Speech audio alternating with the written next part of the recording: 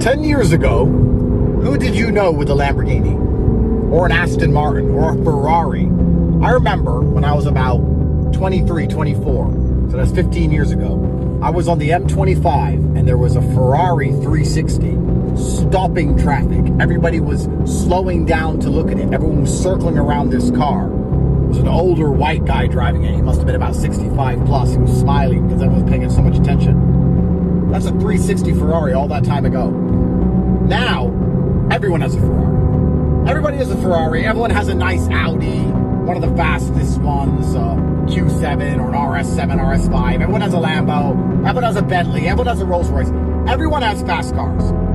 10, 15 years ago, you couldn't name one person with a fast car. Now, you personally know somebody with a car worth $2,000 to $300,000 minimum. So if the world's getting so much richer, which it clearly is, because more people have more stuff than ever. I know more people with fast cars. I know more people with yachts. I know more people with jets, more people with boats. The world's getting so much richer, but at the same time, everyone's complaining about how poor they are. Why? Well, that's because the rich are getting richer and the poor are getting poorer. There's not going to be any middle anymore. Middle class is gone. The whole idea of the middle class has evaporated. You're either positioned in a way where you're going to benefit from the endless printing, the inflation, the asset price soaring, and the government screwing over the common man, or you're positioned in a way where you're the common man bending over, getting fucked. There is no in-between anymore. Have-nots, have-yachts. Every day is going to get worse and worse. What's funny is, if you're a poor person, you look around and think, man, everyone's struggling. But if you're a rich person, like me, you look around and think, everyone's making so much money. All of my millionaire friends have made more money this year than the year before.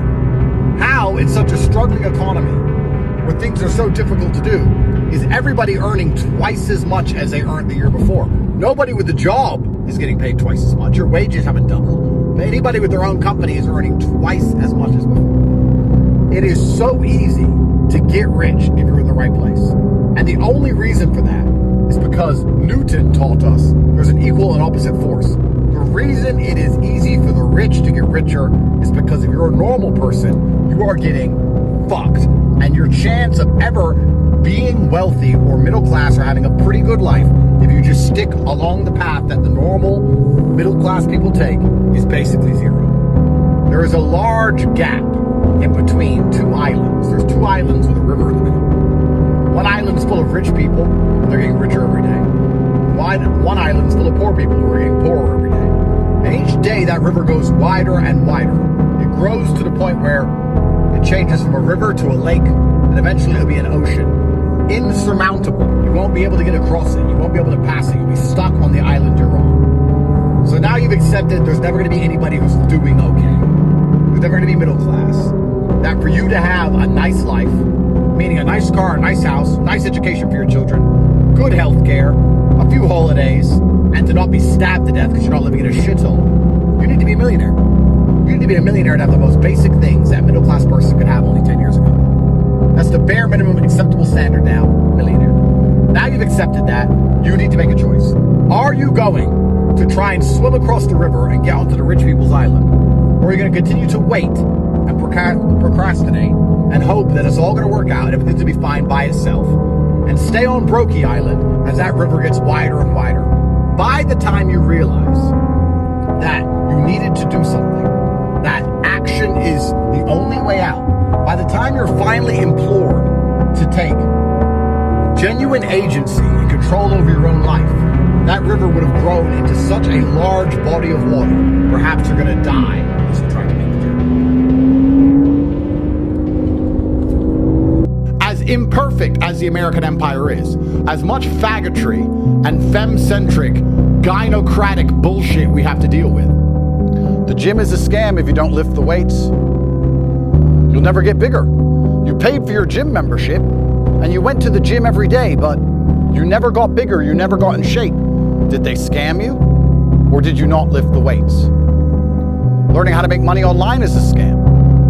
You could find a billionaire who's prepared to teach you how to make enough money to save your bloodline from eternal serfdom. But if you don't do the work which is required of you, you're going to end up calling it a scam. Love is a scam.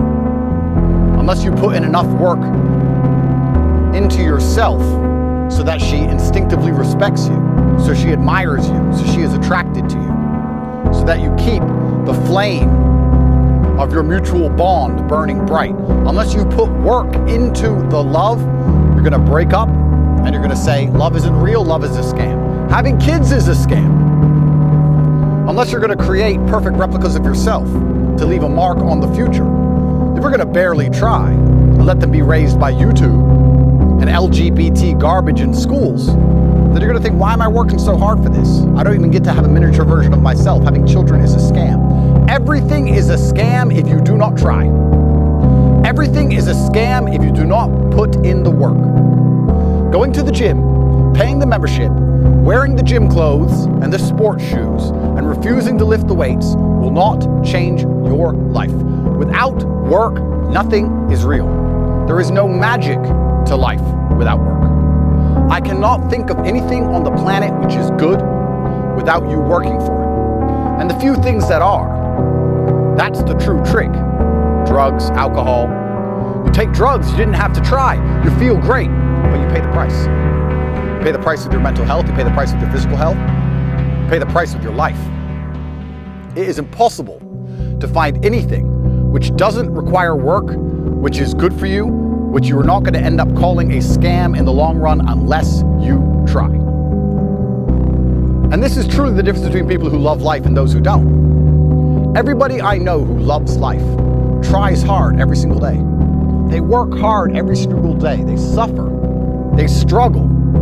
And they love their life. The people who sit around, they don't try very hard, they seem to be depressed. You would argue that that's quite counterintuitive. You would say the people who try hard and struggle and suffer, they're the ones who should hate their life. No. But it turns out those are the ones who love life. Because the work you put in prevents anything from being a scam. It actually makes life beautiful. All of the work you put into anything makes it beautiful.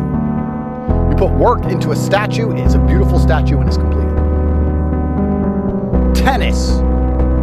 If you walk on the court, you hit the ball a few times, you miss, you don't really try, it's a scam, it's not very fun. If you start trying your very best, you become mid-tier tennis player in your country, not even world level. You get 200,000 followers and some hot chicks, you get to travel around the world, go to tournaments.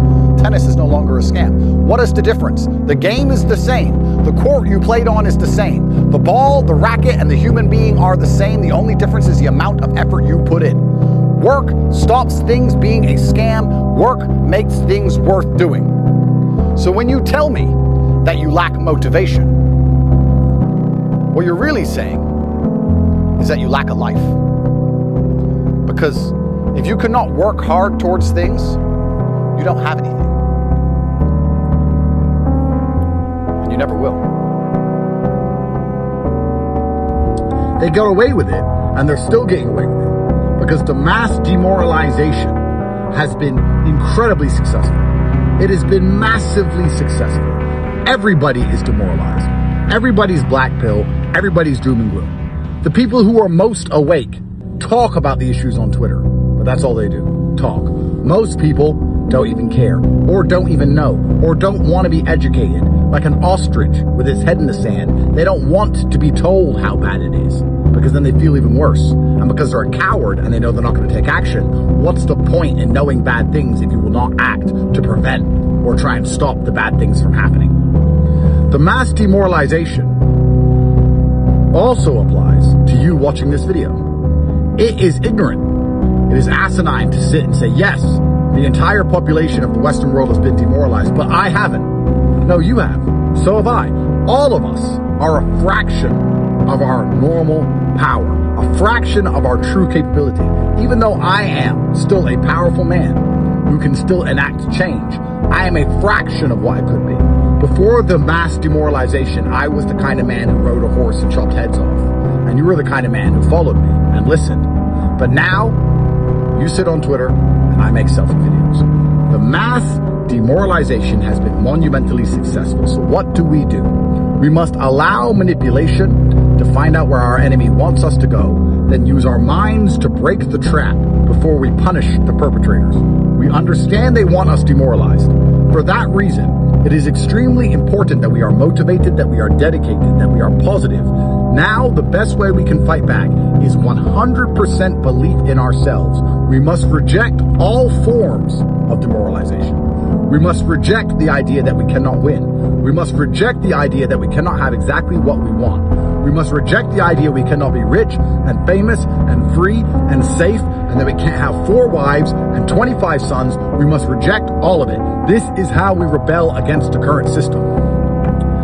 When I talk about how to make money, and I explain how important it is you get rich, people often say to me, I like my life. It's not about your life. It's not about you having enough. It's about you rebelling against them convincing you that anything less than monumental riches, anything less than the life of a king is acceptable. You deserve the life of a king. You deserve the life I have. You deserve private planes and 150 supercars and unlimited children and taking care of your mother and lands and property and political power. You deserve those things. You have been demoralized by the system, which has convinced you that you don't deserve them, that you're too normal, too average, too beaten down, that you can't do it. Yes, you can. You deserve all of it. And if you dedicate yourself, the universe is going to give it to you because everyone else has given up. Everyone else is demoralized. Everyone else has quit. The game has less participants than ever before. Everyone else doesn't believe they can do it, but you do. It is 2026. It is a brand new year, and we are waiting for you inside of the real world where we are going to give you instructions every single day to teach you how to make money online. Every day we're going to message you and tell you what to do, and you're going to do it, and you're going to do it properly, and you're going to dedicate yourself. You're going to do it diligently. You're going to be dedicated to the task, motivated, positive. You're going to attack it with perspicacity. You're going to notice all the other opportunities which arise from your initial works. A seed will grow into a forest of monumental achievement. You will have the life of a king. You will not have to listen to these politicians and their bullshit. You'll be able to go anywhere you want, live any way you want. You'll have enough money to do anything you want because the mass demoralization which has applied and been successful to absolutely everybody else has not worked on you.